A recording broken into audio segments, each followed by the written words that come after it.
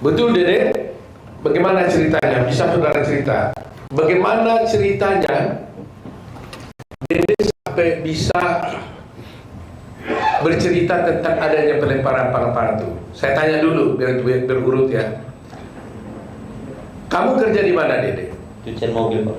Pada waktu itu ya? Ini pada waktu 2016 ya? Cucian mobil. Cucian mobil, ya. Udah berapa lama kerja di sana? Kurang lebih 1 bulan. 1 bulan. Pada tanggal 27 Agustus 2016, kamu berada di mana? Posisi tidak masuk kerja, Pak. Tidak masuk kerja. Tidak. Karena apa? 27 Agustus saya masuk kerja, Pak. 27 Agustus masuk kerja. Kemudian tanggal 28 Agustus 28 Agustus saya masih masuk, Pak. masuk. 29 Masuk, Pak. masuk. Ya. Kemudian saya mau tanya, kamu kenal nggak 7 terpidana itu? Tidak kenal sama sekali, Pak. Muka Ya? pun saya tidak kenal, nama tidak kenal. Muka tidak kenal, nama Nama tidak kenal. Sama sekali tidak kenal Sama sebelumnya. sekali tidak. Ya. Kapan kamu bertemu dengan Aep? Ya pada saat itu, Pak, kerja di kerjaan saya mengenal Aep di kerjaan. Oh, Aep itu juga bekerja di sama kamu. Iya, di situ. Oke. Nah, coba ceritakan bagaimana ceritanya Aep mengajak kamu ke kantor polisi. Awal mulanya malam, Pak. Aep menelpon saya dan mengajak saya ke Polres. Tanggal 2 September. Tanggal 2 September. Malam-malam hari. Sekitar jam 7-an. Saya Terus? antar lah. Saya mikirnya kan Aep orang rantauan, Pak. Karena nggak tahu daerah situ, saya antar ke Polres. Nah, setelah dalam Polres, saya tanya, Aep, mau ngapain di sini? Kata Aep, buat keterangan saksi anaknya Pak Rudiana yang meninggal. Nah, setelah itu saya tanya, Aep, emang mau ngapain, kan kita tidak tahu peristiwa itu. Nah, udah, katanya nanti saya arahin, saya ikutin apa kata saya, katanya. Dia bilang gitu. Nah, terus Pak Rudiana datang lah. Saya tanya ke Pak Rudiana juga, Pak Rudiana mau ngapain? Buat keterangan apa? Saksi anak saya yang meninggal, katanya. Nah, disitulah diceritakan saya nongkrong di warung. Kalau warung itu bener, Pak, warung malam, hanya membeli rokok. Cuman ada segerombolan anak nongkrong, pelemparan batu, bambu, pengejaran, segerombolan motor ada di situ. Sebenarnya nggak ada, Pak. Sudah diceritakan sebelum masuk BAP itu sudah diceritakan. Jadi sebelum kamu bertemu dengan Rudiana, kamu kan diajak oleh Rudiana telepon katanya kan? Bukan, saya ditelepon dengan Aep, Pak. Ditelepon oleh Aep. Aep. Kamu diajak ke kantor polisi. Iya. Waktu kamu diajak ke kantor polisi, kamu tahu tujuannya untuk apa?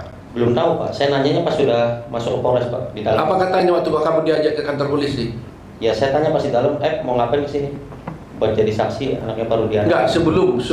Oh, saya nggak pernah nanya, Pak. Nggak nanya? Nggak nanya, Pak. Oh, diajak aja. Oh, Saya kalau antar saya ke kantor antar polisi saya, gitu. iya. Oke, setelah saya kantor polisi, Ya, apa itu. yang terjadi? Ya, saya tanya, mau ngapain ke sini? Buat keterangan saksi kan.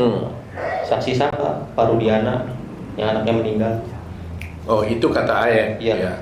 Nah, kemudian kamu bertemu dengan Rudiana di mana? Di situ juga? Di situ juga. Saya tahu Rudiana pun saat di situ. Oh, kamu kenal Rudiana saat di situ? Saat di situ. Waktu dia pakai baju apa? Dia baju preman atau baju Baju preman sih, Pak. Baju biasa. polisi? Apa? Dikenalkan sama Aep siapa ini gitu? Iya, dikenalkan sama Aep. Ini Pak Rudiana, katanya.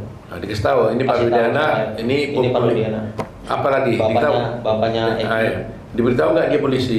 Diberitahu, Pak, di polisi. Ini polisi gitu. Polisi. Jabatannya diberitahu pada waktu itu. Diberitahu Intel narkoba, katanya, Pak. Oh, intel narkoba katanya. Diberitahu gitu ya. Diberitahu. Nah, lantas apa kata Aep kepada kamu? Ya, saya bilang ke Pak Rudiana juga pada situ, Pak, buat dijadiin saksi apa? Anak saya yang meninggal, katanya. Nah, sedangkan saya tidak tahu kejadian itu. Dan saya pun tidak kenal nama-nama dan muka, dan peristiwa itu emang tidak tahu sama sekali, Pak. Nah, terus apa kata Rudiana? Kata Aep dan Rudiana, dia bilang, Pak, ya udah ntar saya kasih tahu, katanya. Ya, setelah dikasih tahu, pada saat nongkrong di situ, pada saat ke warung ada orang segerombolan nongkrong, terus melihat pelemparan batu kepada anaknya Pak Rudiana. Nah, terus dilempar batu itu tidak kena, terus pengejaran membawa bambu, Nah terus setelah itu ya tidak tahu kejadian itu lagi Pak. Setelah pengajaran tidak tahu. Sudah sampai situ doang. Tadi kan kamu ceritakan bahwa kamu diarahkan oleh Aep dan Rudiana. Saya mau lihat perannya masing-masing. Aep ngomong apa, Pak Rudiana ngomong apa? Aep ngasih tahu, bilang aja ya ada segerombolan orang di situ. Baik. Terus Pak Rudiana? Pak Rudiana ngasih tahu masalah motor sama nama Pak. Sama nama? Iya, motor dan nama saya tahu dari Pak Rudiana, dikasih tahu sama Pak Rudiana. Oh, nama-nama pelaku. Nama-nama pelaku. Iya. Apa katanya waktu itu? Kan saya bilang saya nggak kenal Pak nama-nama pelaku. Muka pun nggak kenal. Terus kata Pak Rudiana, ya udah ntar saya kasih tahu nama-namanya pelakunya. Oh, dikasih tahu. Dikasih tahu. Masih ingat nggak nama-nama itu? Nggak ingat Pak saya Pak. Oh, tapi nggak mengingat soalnya kan nggak kenal Pak. Oh. Nama pun pas saat di situ kan dikasih tahu. Pak. Oh, tapi disitulah diberitahu, katakan gini aja katanya. Iya. Ya. Nah, sekarang setelah diarahkan oleh Aep dan Rudiana, lantas siapa yang melakukan buat BAP-nya? Mereka Rudiana juga? Bukan Pak. Oh, bukan. Bukan. Siapa? Ya penyidik di situ Pak. Oh, penyidik. Ya, penyidik di situ. Jadi kamu diarahkan oleh Aep dan Rudiana dulu, setelah itu baru di BAP oleh penyidik yang lain. Iya. Oh. Jadi penyidik yang lain ini nggak pernah mengarahkan kamu lagi dong? Nggak pernah Pak. Yang mengarahkan justru di si Rudiana dan Aibnya gitu. Sebelum masuk itu Pak. Ya karena memang selalu terjadi begitu kan, yang mukuli dengan yang menyidik kan selalu beda. Supaya yang menyidik, kalau umpamanya menyidik ditanya pernah kamu dipukuli penyidik, pasti nggak pernah mukuli, tapi dipukuli dulu sebelumnya di luar. Kira-kira begitu cerita-cerita film yang kita nonton lah gitu ya. Ya, kira-kira begitu ya. Nah, jadi sekarang diarahkan oleh ini. Jadi penyidiknya tidak pernah mengarahkan, tapi sudah diarahkan oleh Pak Rudiana dan Aep. Begitu ya. Nah, kemudian setelah itu terjadi di BAP? BAP seperti biasa Pak. Ditanya aja ya. Ditanya. Kau ceritakan seperti yang diarahkan itu. Seperti yang diarahkan sebelum masuk. Ya. Saya mau tanya, kenapa kau mau waktu itu? Sebenarnya hati saya mas sebenarnya nggak mau Pak. Kan saya juga sudah bilang Pak, saya tidak tahu kejadian itu sama sekali dengan Aep dengan Pak Rudiana. Nah pada saat itu kan saya rakyat kecil Pak, saya nggak ngerti hukum, sekolah pun saya hanya SMP. Ya saya merasa takut Pak sudah di dalam. Saya bisa apa di situ Pak? Ya tapi kan umpamanya kan kamu kan nggak merasa berbuat, kenapa nggak nolak aja? Apa kamu diiming-iming? Tidak ada sama sekali Pak, diiming-iming. Enggak. Tidak ada sama sekali. Tapi kok kan orang bertanya, kok semudah itu kamu langsung diajak ini langsung kamu mau gitu? Kenapa? Apa maunya pun kan karena tidak tahu bahwa mau ke situ kan diberi buat kesaksian anaknya Pak Rudiana Pak. Mungkin kalau saya tahu, Aep ngasih tahu sebelum masuk Polres, saya nggak mau Pak. Ya tapi setelah di dalam Polres, terus kenapa jadi kamu mau? Karena takut Pak. Takut sama siapa? Ya takut karena sudah di dalam Polres itu Pak. Loh kenapa? Kalau di dalam Polres kenapa banyak? Ya karena saya nggak ngerti hukum Pak. Loh iya, dalam Polres apa? Ada kamu dipukul nggak? Enggak sih Pak.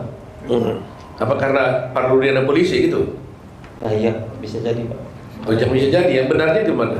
Ya emang karena polisi Pak, saya takut.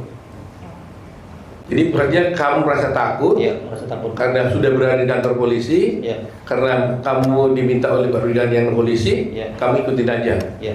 Nah waktu itu kamu tahu nggak akibatnya itu waktu itu ya? Saya tahu Pak akibatnya. Tapi Pasti tahu saya. Ya setelah di BAP pun kan saya ngomong ke Aep Pak. Ya. Saya bilang ke Aep, kenapa membuat kesaksian seperti ini kata saya? Kan bakal berat ke depannya. Udah katanya, saya kesal sama terpidana itu Pak. Kata Aep? Iya. Kenapa? Karena pernah dipukuli Pak. Oh, si Aep cerita bahwa dia pernah dipukuli oleh Warga sekitar di situ Pak. Oh, Aep merasa apa? Dipukuli oleh warga situ, bukan oleh terpidana. Iya, ada terpidananya Pak. Ada terpidananya. Ada Jadi merasa kesal ya, Merasa kesal sehingga dendam. diarahkan gitu. Iya, dendam. Nah, kamu diperiksa itu di mana? Di Polres mana itu? Polres Cirebon. Nah, setelah di Polres Cirebon, apakah kamu pernah juga diperiksa di Polda? Tidak pernah sama sekali 2016 Pak. Hah? Tidak pernah. Tidak pernah Pak. Tetapi di sini kita lihat ada berita acara kamu juga ada di Polda. Jadi di sini ada wartawan, kita lihat ya. Ini ada berita acara di Polres dan juga ada acara berita acara di Polda. Tapi dia merasa kamu nggak pernah tanda tangan berita acara yang di Polda tidak pernah Pak. 2016 saya tidak pernah tanda di tangan. Polda kamu tidak pernah pernah. tanda tangan berita acara di Polda. Di BAP pun tidak pernah Pak. Kesana pun tidak pernah. Kamu kok tahu di mana Polda? Tidak tahu sama sekali Pak. Sampai sekarang kamu Sampai tahu sekarang Polda? tidak tahu. Sampai sekarang pun istilahnya tidak tahu Pak. Sekarang kan udah yang 2000. Yang sekarang 2024 mah udah Pak. Cuman kan kalau jalan tetap saya nggak hafal Pak. Nggak, artinya yang sebelum tahun 2000 waktu itu kamu tidak pernah ke Polda. Tidak tahu Pak sama sekali. Tidak tahu ya. Tidak tahu. Soalnya di sini ada berita acara kamu di Polda pada tanggal 23 November. Itu nggak ada ya? Nggak ada Pak. Harapnya tanya. Yang pernah terjadi. Jadi ini kalau begini-begini ada parang-parang begini ini, seperti yang kamu lihat di sini ini, Tanda tangan. tanda tangan ada nggak ya? Ini tanda tangan. Tanda tangannya pun agak beda Pak. Kamu nggak pernah tanda tangan ini? Iya, disamain sama yang 2016 di Polres itu Pak. Beda Pak. Oh gitu. Tapi kamu intinya kamu tidak pernah tanda Tidak tangan. pernah. Dan di sana pun tidak pernah Pak. Dia di BAP pun di Polda tidak pernah 2016. Baik. Hanya di Polres Cirebon. Saya mau tanya lagi. Kamu pernah disumpah nggak oleh polisi? Tidak pernah sama sekali. Hah? Tidak pernah. Nggak pernah. Kemudian kamu setelah kejadian ini, kamu pernah hadir di pengadilan tidak untuk bersaksi? Tidak pernah sama sekali. Kamu tidak pernah datang di pengadilan dan tidak pernah menjadi saksi di pengadilan pada waktu itu? Tidak sama sekali. Kalau menurut keterangan Pak Jutek gimana tuh? Dia belum putusan pengadilan, dia benar ada kata-kata di situ bahwa dia ada memberikan keterangan di bawah sumpah. Iya, di Dalam putusan. putusannya. Jadi di dalam putusan, kemudian Pak Jutek yang lihat ada, bagaimana Pak Jutek jelaskan? Ada Memberikan keterangan di bawah sumpah. bahwa Dede ini memberikan keterangan Di bawah sumpah. Ya. Ada dalam putusan. Ada dalam putusan. Padahal dia sendiri tidak pernah datang di pengadilan dan tidak pernah Sumpah. memberikan keterangan, apalagi di bawah sumpah. Begitu ya Pak Jutek? Iya, ya? betul. Nah, Kenapa tidak datang ke pengadilan? nah ini menjadi, Ditanya kenapa tidak datang ke pengadilan? jadi ini yang menjadi masalah kita ini. Jadi di pengadilan pun ada putusan menyatakan dia adalah memberikan keterangan di bawah sumpah, padahal dia sendiri tidak pernah datang ke pengadilan, apalagi bersumpah. Saya mau tanya, kok kamu nggak datang ke pengadilan? Kan kamu diberi berita acara di Polres. Ya, Apa kamu nggak dipanggil pengadilan? dipanggil Pak. Ada surat panggilannya datang ke Oh rumah. ada. Ada. Terus kurang nggak datang? Nggak datang Pak karena takut. Cuman saya nanya Pak, pas surat datang, saya nanya ke Pak Rudiana, Pak ini gimana? Ada surat panggilan dari pengadilan. Udah katanya nggak usah datang, biarin aja. Jadi ada panggilan dari pengadilan Ada. kepada kamu untuk melakukan tugasmu sebagai warga negara bersaksi di pengadilan, tapi kamu dilarang oleh, Dilarang oleh Pak Rudiana. dikatakan bagaimana katanya? Tidak, Pak, ada surat pengadilan datang kata saya. Bagaimana ini? Nah, kata Pak Rudiana, udah nggak usah datang katanya, biarin aja. Jadi Pak Rudiana menurut dia itu tadi menyuruh tidak usah datang ke pengadilan. Ya. Jadi sekali sudah tahu tuh pasal apa yang dilanggar di situ kalau seperti itu kan. Melarang orang tidak datang ke pengadilan, padahal itu adalah kewajiban hukum dia. Tapi Rudiana mendatang ke pengadilan. Saudara tahu kenapa kamu dilarang datang ke pengadilan? Tidak tahu Pak, hanya bilang gitu saja. Oh hanya bilang gitu saja. Jangan datang, tidak perlu datang ke pengadilan. Tidak Ya. tahu, tenang aja. Pertanyaan saya terakhir ini, Dede. Kenapa kamu tiba-tiba sekarang mau datang ke sini? Karena saya mikir merasa bersalah Pak. Ya selama 8 tahun pun sebenarnya saya mau jujur Pak. Mau mengungkap ini sebenar-benarnya Pak. Cuman saya bingung Pak, mau mengungkap ke siapa Pak? Pendamping pun saya nggak punya. Sebenarnya selama 8 tahun saya merasa bersalah Pak. Bayangin Pak, saya hidup enak di sini Pak. Bisa kerja, bisa nikah istilahnya Pak. Sama anak istri bisa bahagia.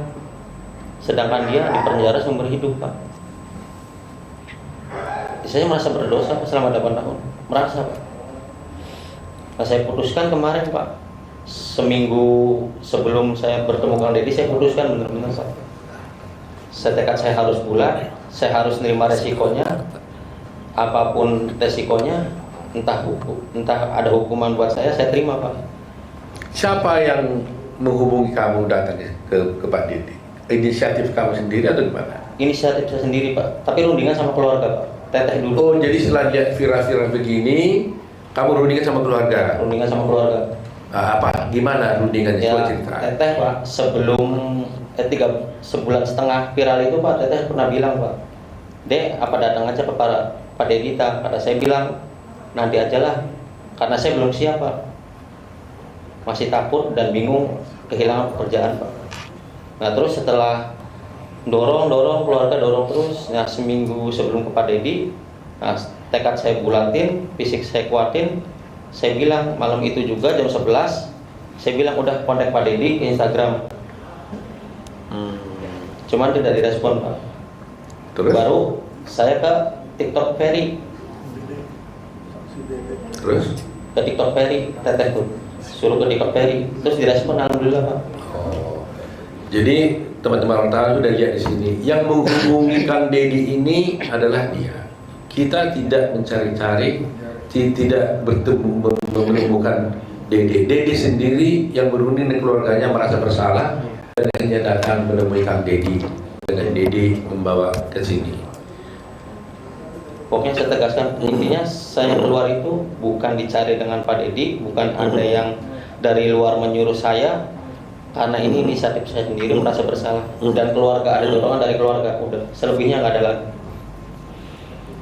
Dede, Ya Pak.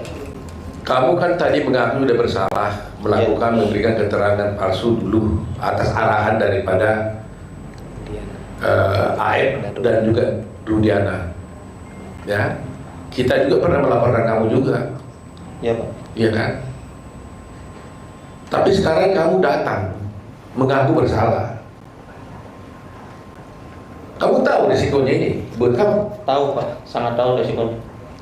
Kamu tahu bahwa kamu bisa dipenjara gara-gara pengakuanmu sekarang ini. Tahu Pak, saya siap resikonya bukan.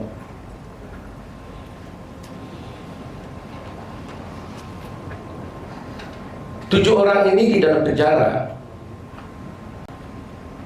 gara-gara kamu. Iya Pak. Kamu bersedia nggak masuk penjara supaya 7 orang ini keluar? Sangat bersedia Pak. Yang penting intinya 7 terpidana itu saya mau keluar Pak, bebas. Seperti kehidupan saya kemarin Pak. Karena saya merasa bersalah.